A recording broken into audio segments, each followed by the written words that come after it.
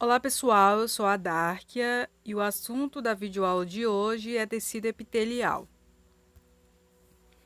O tecido epitelial apresenta células unidas e com pouca matriz extracelular entre elas.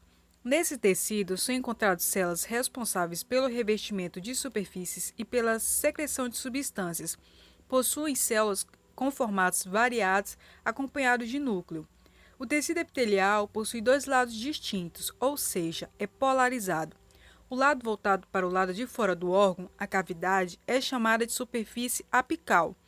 Já a porção voltada para o lado oposto recebe o nome de superfície basal, conforme representado na imagem.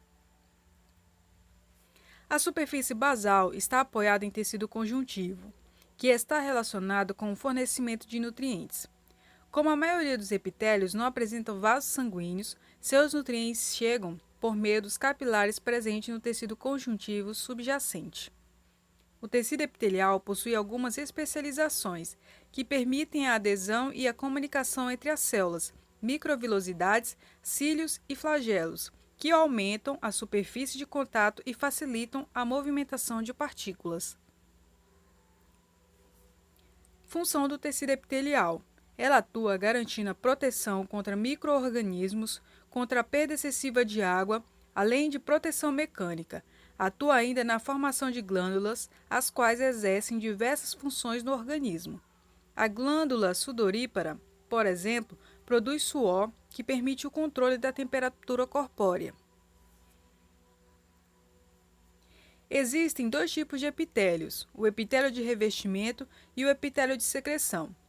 O tecido epitelial de revestimento é responsável por revestir o corpo e a superfície dos órgãos. Por esse motivo, está relacionado com a proteção, a absorção de substâncias e até mesmo com a percepção de certos estímulos. O tecido epitelial de revestimento pode ser classificado de diferentes formas de acordo com a quantidade de camadas de células e com o formato celular.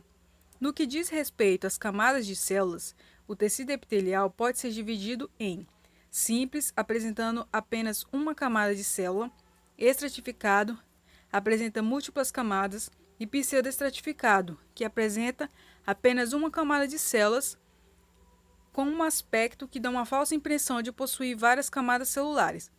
Isso ocorre porque as células possuem tamanhos variados e a localização do núcleo é diferente em cada célula. O tecido epitelial de revestimento pode ser ainda classificado de acordo com o formato das células, em epitélio cúbico, com células em formato cúbico, epitélio colunar, com células alongadas, epitélio escamoso, com células achatadas que lembram azulejos, e o epitélio de transição, tecido com formato de células que variam de acordo com a distensão do órgão no qual é encontrado. Um exemplo é o da bexiga urinária, em que as células tornam-se mais achatadas quando esse órgão está cheio, e quando a bexiga está vazio, as células ficam com formato mais globoso. O tecido epitélio glandular forma as glândulas, sendo responsável por secretar substâncias, e são classificadas em três tipos: em glândula endócrina, que são sem ductos, que produzem secreções lançadas diretamente no sangue, como é o exemplo a se citar a tireoide. A glândula exócrina possui ductos e liberam sua secreção em cavidades ou na superfície do corpo, como podemos citar de exemplo as glândulas sebáceas.